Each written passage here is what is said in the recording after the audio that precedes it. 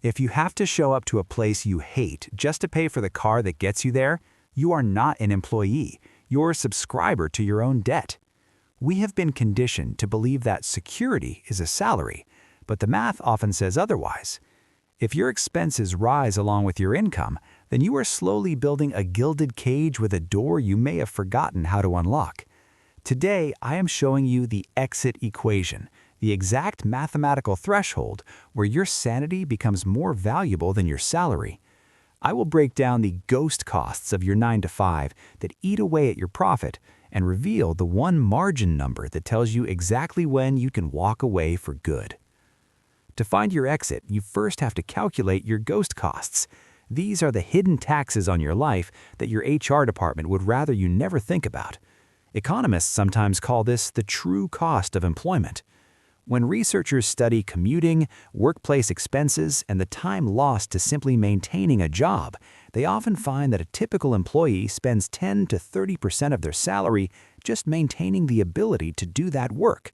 In practical terms, that means a person earning $100,000 may effectively lose $10,000 to $30,000 every year simply to keep their job functioning. The first ghost cost is commuting. The average American commute is about 27 minutes each way, which means roughly 54 minutes per day simply moving between home and work. Over the course of a full year, that adds up to more than 220 hours spent in a car or train, which is almost 6 full work weeks of unpaid time. And that calculation only covers the time component. The financial side adds even more pressure. Between fuel, insurance, vehicle depreciation, and maintenance, the American Automobile Association estimates that owning and operating a vehicle now costs over $10,000 per year on average, making commuting one of the most expensive invisible job requirements in modern America. But commuting is only the beginning. There is also what many people experience as the wardrobe tax. Many jobs require a rotating set of professional clothing, shoes, grooming, and dry cleaning just to maintain the expected image of competence. Studies from the Bureau of Labor Statistics show that American households spend over $1,700 per year on apparel and related services, and for professionals living in large cities, that number can climb much higher. In industries such as finance, law, and consulting, the unspoken expectation of appearance turns clothing into a surprisingly expensive job accessory. Then there is the lunch trap, which seems small day by day, but becomes enormous over time. A quick $12 lunch near the office does not feel like a big decision at the moment, but if that habit happens 5 days a week for 50 weeks a year, that adds up to $3,000 per year.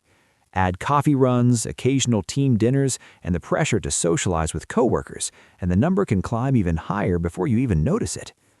But the most overlooked ghost cost of all is time fragmentation, which may be the most psychologically expensive factor in modern employment.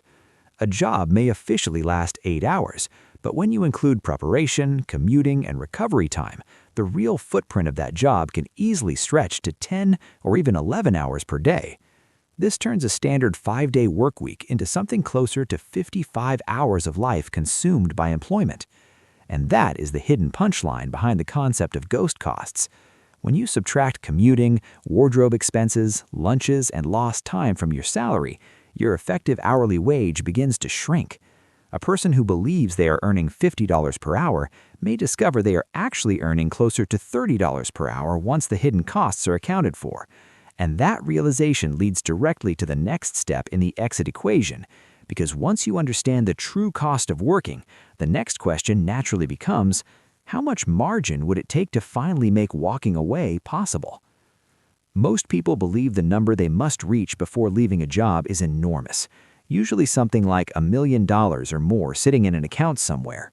That belief has been repeated for decades in retirement books and financial television shows. But the math behind modern personal finance tells a slightly different story. The real number people need to calculate is not simply a giant pile of savings.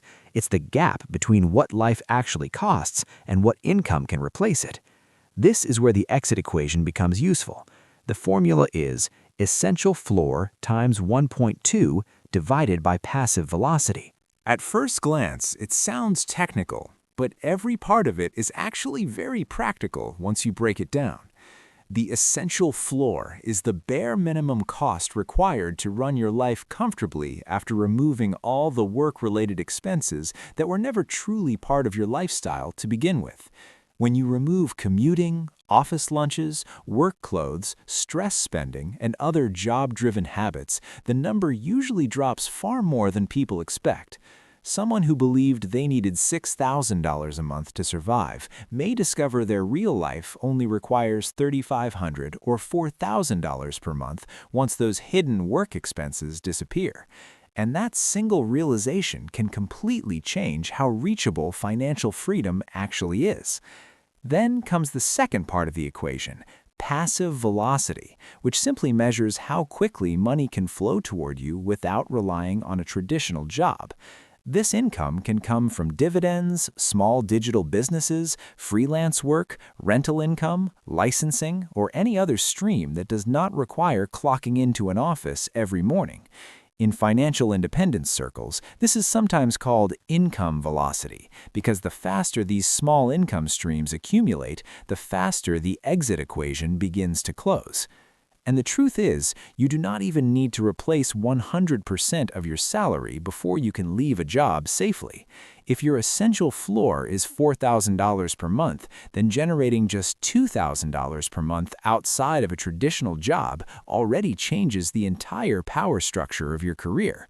That number might come from freelance work, online teaching, small consulting projects, or a handful of dividend-paying investments. According to data from the Federal Reserve, nearly 1 in 3 Americans already earns some form of side income, which means the foundation for this shift already exists in millions of households. Once half of your living expenses can be covered without your main job, your dependence on a single paycheck is significantly reduced, and your overall well-being often improves. In other words, the exit equation is not only about leaving a job for good, it is also about creating breathing room and freedom. Speaking of freedom, there is another way to think about the exit equation. Financial planners often refer to something called the 4% rule, a guideline that came out of long-term retirement studies conducted by researchers at Trinity University. Their research found that if a person withdraws about 4% of their investment portfolio each year, the money historically lasts 30 years or more in most market conditions. This statistic has become one of the most widely used financial independence formulas in modern finance. What this means in plain numbers is surprisingly straightforward. If your annual expenses are $40,000, the math suggests you need about $1 million invested to safely cover those expenses indefinitely. If your yearly expenses are $80,000, the number jumps to about $2 million. And if someone lives on $100,000 per year, their financial independence target becomes roughly $2.5 million. At first glance, that sounds enormous, and by anyone's standards, it is a very large number. But this is where margin begins to change the conversation, because the goal is not simply to save more money. The real goal is to reduce the amount of money required to survive while increasing the amount of money that works for you. This is where lifestyle design becomes a very powerful financial tool. For example, if someone earning $100,000 per year reduces their annual spending to $60,000 instead of $90,000, their independence target falls from about $2.25 million to roughly $1.5 million. That single adjustment removes $750,000 from the finish line, which is an enormous difference in time and effort. And that leads to an important realization. The path to walking away from a job permanently is not usually built on one huge leap. It is built through a series of margins that grow over time. The first milestone is 3 months of expenses saved, which is often considered the minimum emergency fund by financial planners. The next major milestone is 6 months, which provides a powerful safety net against layoffs or unexpected crises. But the real transformation often begins when you reach 1 to 2 years of living expenses saved. From there, people begin moving toward full financial independence. That's when passive income from investments, businesses, or assets covers 100% of living expenses, making it possible to walk away from traditional employment permanently. If you're ready to stop trading your sanity for a paycheck, I want you to drop your exit date in the comments below. Pick a date, 6 months, a year, or 3 years, and write it down. It's the first step toward making your exit a mathematical certainty.